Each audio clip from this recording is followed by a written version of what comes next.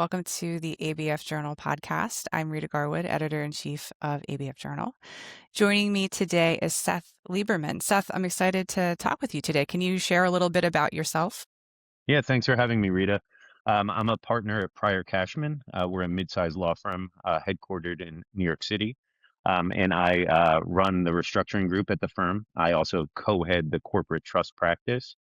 I've been at the firm for coming up on 20 years, about 18 plus. I lateraled over here. We do a lot of creditor side work at the firm, especially within the group. And I think we're probably best known for kind of the corporate trust overlay of bankruptcy, meaning we represent a lot of agents and trustees in some of the largest, most relevant Chapter 11s in the United States. So speaking of those Chapter 11s, you have been DIP agent counsel in some very active cases this year. From where you're sitting, what has changed the most about how DIP financing is negotiated compared to how it was a few years ago? Yeah, it's a great question, and we have been, and we continue to be blessed to represent agents in some of the largest, most complex, relevant Chapter 11s that are out there.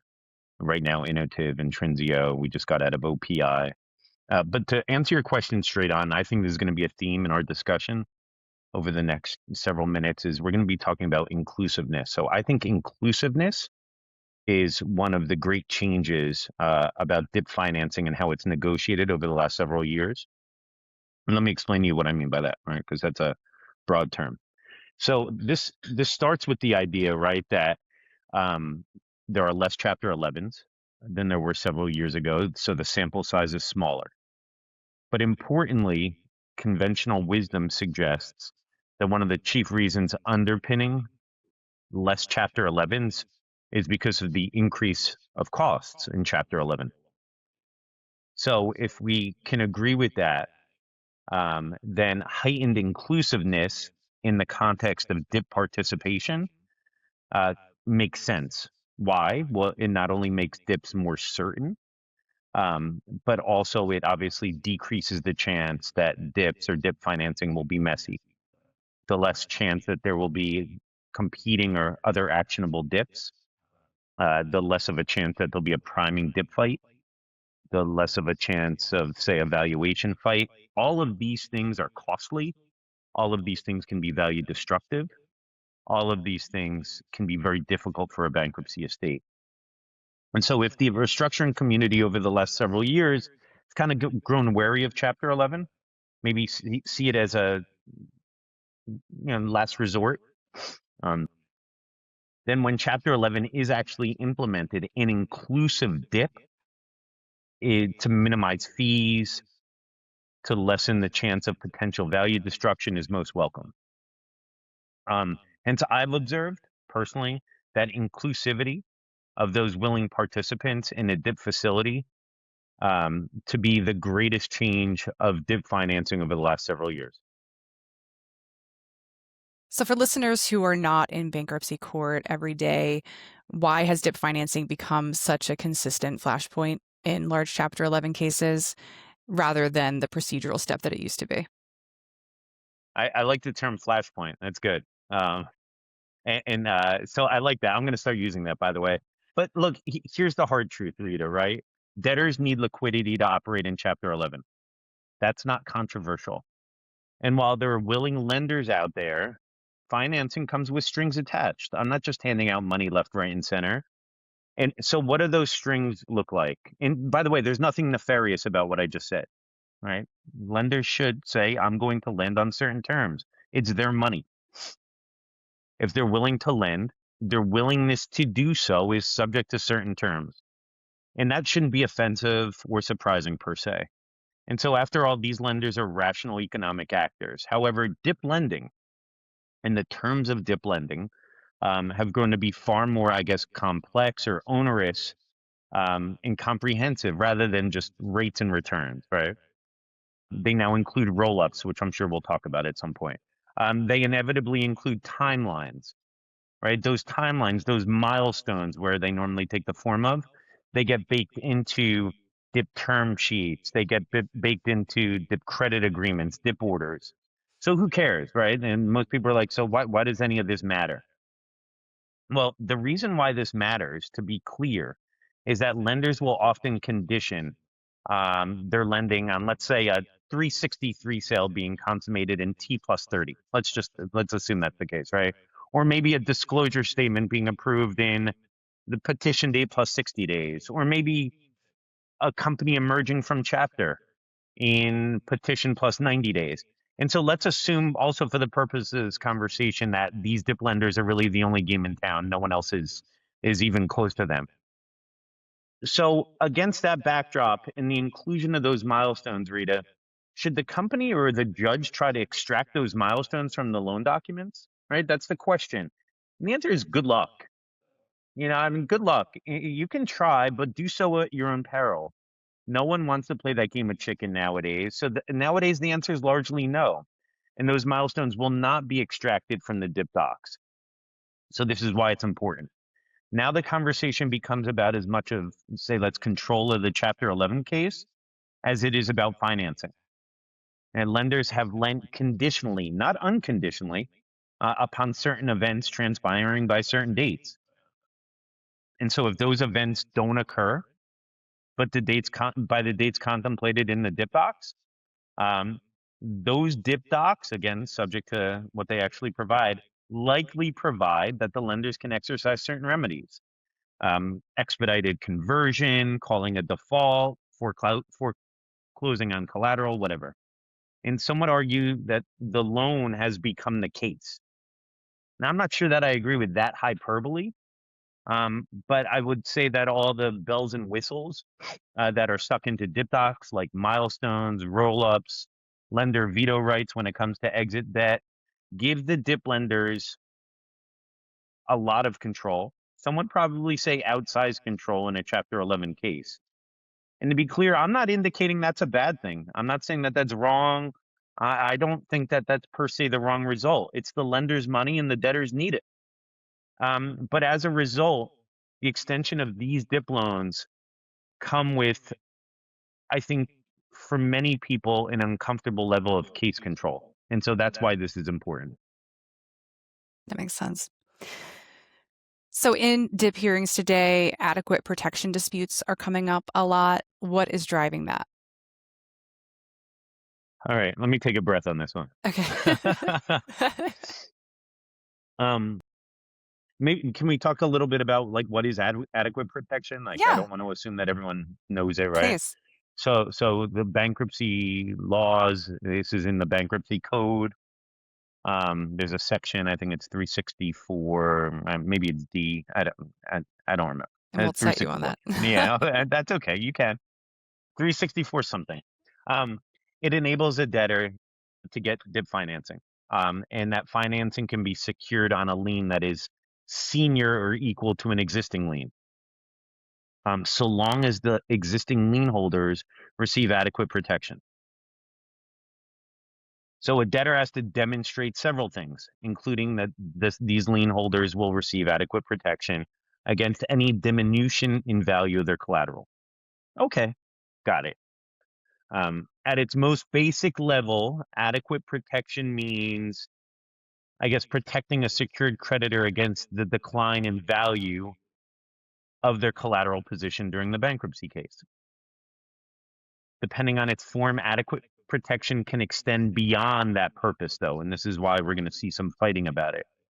It can grant creditors really control rights in the case, budget compliance covenants, operational covenants, restrictions of use on cash.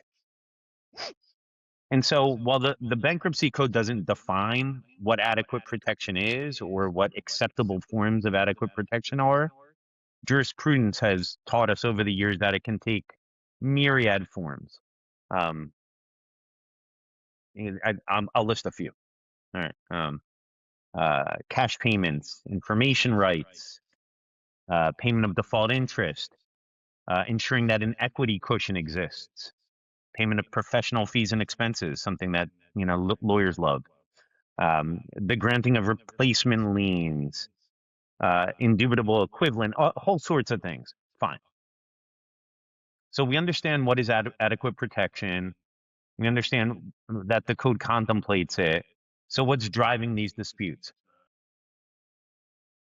Simple. Lien holders will often argue, hey, the value of their collateral will diminish in the Chapter 11 case. All right. But it will be significant enough diminution. It will be material enough that anything short of granting all of those forms that I just mentioned of adequate protection would otherwise be insufficient to protect their interests. They should argue that, right? They're lien holders. Unsurprisingly, debtors often take a different view. Debtors will say, don't worry about your collateral. They say there's no reason to believe that its value is at risk of diminution during the bankruptcy case. If you really believe there's risk, that risk is remote enough that, let's say, a single form of adequate protection, I'll pick it, the debtor will say. The debtor will cherry pick it, will be more than sufficient to protect your interest. So here's the tension, right? And so these disputes are commonplace. Threats of World War III are commonplace. They're almost an everyday occurrence. That said, I want to say something that's, I think, important and is not necessarily responsive to your question, but I think is very important. Fighting this out in a full-fledged evidentiary hearing is rare. They're often negotiated and ultimately resolved out of court. So as to obviate what is otherwise really a heavy evidentiary lift, attenuated costs of full-fledged adequate protection litigation in the context of Chapter 11. So are you seeing courts converge on more predictable standards for what counts as adequate, or is this still very judge by judge? I would say that I think I gave 6 or 7 examples. They all can be used as so-called adequate protection. With that said, I'm going to give you one exception in a moment. I think when we start talking about adequate protection or trying to pinpoint predictable adequate protection standards, that's really hard to pinpoint. Why? Because facts matter first and foremost, and because facts drive a bankruptcy judge's or a bankruptcy court's determination as to whether offered up adequate protection is in fact adequate. It's hard to generalize that there are consistent standards across jurisdictions, across judges, across circuits regarding adequacy. I want to footnote that with maybe one exception. I mentioned the idea of an equity cushion as a form of adequate protection. And just to be very clear on this, an equity cushion is one of the forms of adequate protection, and an equity cushion is the difference between an asset's market value and the secured debt against it. It's basically the buffer, right, that protects the lender. And so the building is worth $1 million. I have an $800,000 in secured debt. I have a $200,000 equity cushion. So far, so good. Great. Mm-hmm. Jurisprudence seems to have crystallized among most judges and circuits what could or should be as a sufficient equity cushion. I think bankruptcy judges generally recognize that a 20%-ish cushion as the threshold where a senior creditor's lien is deemed as adequately protected. But with that, I guess, exception, I would say that it still remains very case by case as a matter of adequate protection determination. So since Serta Simmons, it feels like everyone has been talking about the non-pro rata roll-ups. They've been getting a lot of attention. Can you explain in plain terms what a roll-up is doing and why treating lenders unequally within the same class has become so contentious? Sure. You just asked a bankruptcy lawyer to clearly and plainly explain what a roll-up is. So here goes. We'll figure this out. So look, a roll-up is a feature of a dip. it effectively converts pre-petition funded debt into post-petition funded debt. So I lent $100 pre-petition on a secured basis. It effectively treats or converts that as if I lent it post. That pre-petition debt is merged with the DIP facility. And it essentially gives that pre-petition debt something special that it otherwise couldn't be afforded as a pre-petition loan. What? It gives it the so-called super priority status and other protections that DIPs get that it would not otherwise be entitled to if it was just pre-petition debt alone. Okay. A non-pro rata roll-up, which I think you asked about, occurs where only a select group of pre-petition lenders are able to roll up their pre-petition debt into senior liens or super priority DIP claims. So you're excluding similarly situated lenders. This obviously, on the one hand, those that are allowed to participate, this structure improves their position relative to non-participating lenders. Non-pro rata roll-ups effectively shift value in favor of those that are participating and increase leverage in the context of a debtor's restructuring. Not surprisingly, non-pro rata roll-ups can and often do give rise to the flavor of the day, the lender-on-lender violence that we hear about, wherein lenders excluded from the DIP or excluded from the roll-up assert that non-pro rata treatment under a DIP might violate their underlying credit agreement, which has what's called a pro rata sharing provision. And this has been very central in a lot of the applicable decisions in jurisprudence. So this is why it's important. Some lenders end up receiving better terms or exclusive participation rights. Others that are left out are otherwise excluded or subordinated. I'm not going to go as far and say that it is case dispositive. It obviously can be very important when it comes to who is exerting the most control as a DIP lender. So equitizing DIP facilities effectively lets DIP lenders convert into ownership of the reorganized company. What is the appeal for lenders in a situation like that, and what's the objection from other stakeholders when it happens? So let's take a step back, right? I actually disagree with some of my colleagues on this. It feels like equitizing DIPs is new to me. Some were newer. Some of my colleagues have said that this has been going on forever. Maybe they just have better memories than me. But look, let's talk about, why is this important and what's going on here? DIP facilities contemplate the law mandates that they, unless the DIP lenders elect otherwise, DIP facilities have to be repaid in full in cash upon the conclusion of the Chapter 11 case. Which again really gives you an idea why this whole roll-up idea is so important, right? If your pre-petition loan is being treated as a post-petition loan for the purpose of DIP treatment, and then it's got to be paid in cash. Oh wow, got it. Okay. So more recently, DIP financings have included the option to convert outstanding DIP amounts into equity for the reorganized debtor. Why is this good? Well, it can benefit the debtor by reducing the amount of cash that they have to pay on emergence, right? If you have to pay the DIP in full in cash upon emerging from bankruptcy, that is a liquidity burden. I don't think anyone can dispute that. I also would say that in the world of 2026 that we live in, administrative insolvency is more relevant today than we ever see in Chapter 11. And so having DIP lenders agree that they will not be paid in full in cash, but somehow equitize their DIP is helpful to avoid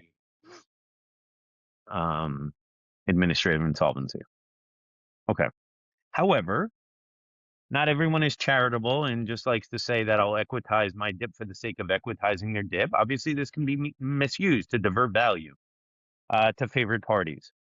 From a lender's perspective, let's be very clear about this. The ability to equitize a dip, this feature can afford them an opportunity to participate in I guess, a post-emergence or a post-reorganization equity of the reorganized debtors, and on some occasions can do so at a discount to plan value. So they're buying it, they're getting it on the cheap. And that can obviously provide significant upside. That's the controversy. And so you might have a situation where maybe creditors as a whole will object to dip lenders equitizing their dip because they're getting that equity on the cheap. That's the tension, so to speak. There's a range of outcomes in decisions as of late. I'll essentially say that while there are some decisions that have rejected dip financings with equity conversions as impermissible sub rosa plans, I think those are the exception and not the rule. And I think the rule in the law is tending that if there is a company ability to elect to have their dip equitized, that nowadays most of those are allowable in the context of large Chapter 11. So if you had to bet on where dip financing litigation is headed over the next year, which of the issues that we talked about today do you think produces the next big appellate decision? Good question.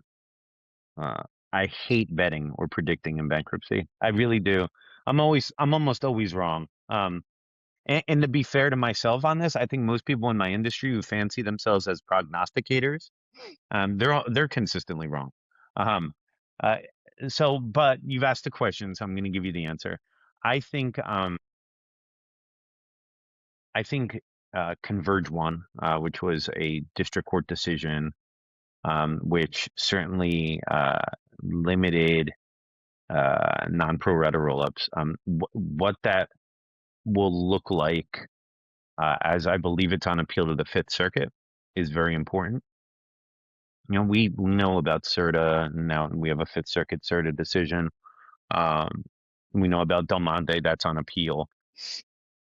I think Converge one's very important today. Let's start there. Because you have a district court decision that does not bind Houston bankruptcy courts, but certainly is instructive to those Houston bankruptcy courts. And unquestionably, Houston is one of the more popular, if not the most popular bankruptcy venue in the country. And so what does a Converge one district court decision mean to those judges in Houston bankruptcy courts? Do they feel bound by it? They're not bound by it. Do they feel compelled to follow it? And when will we get a decision out of the Fifth Circuit? Will it be reversed? How will it be reconciled, say, with Del Monte? And there's been a lot written on this, and I'm not going to go into that right now. I'll just say I think there's a lot of questions, and that's really what I'm focused on is the implications of non-pro rata in the context of a Converge one Fifth Circuit appeal. So last question I have for you. What Okay. is the one piece of advice that you would give to counsel on either the debtor or creditor side when walking into a dip financing negotiation in today's environment? Can we end with where we started? I'd like to do that. I think I started our conversation talking about inclusiveness, right? And that's one of the differences between where we were several years ago versus where we are now. And the one piece of advice I'd say is that if you're going to exclude lenders from your dip negotiations, you do so at your own peril. Now, I want to be clear about what I mean. By the way, I think this is for the debtor side, or this is advice for debtors or creditors that are in the deal, so to speak, right? Preferred creditor, included creditors. If you exclude lenders, you do so at your own peril. And I want to be clear what I mean when I say that, okay? I don't just mean in a post LME world, LME being liability management exercise, where certain debt holders um, had the ability to participate in the LME and then chose not to, and then they're excluded from the dip. I'm not worried about that. I know those cases exist. I'm in one of those right now. I think the better argument there is that those so-called excluded lenders opted not to participate in the LME. And so as a result, post LME capital structure, they are not afforded the rights and entitlements to participate in the dip because of their own choosing.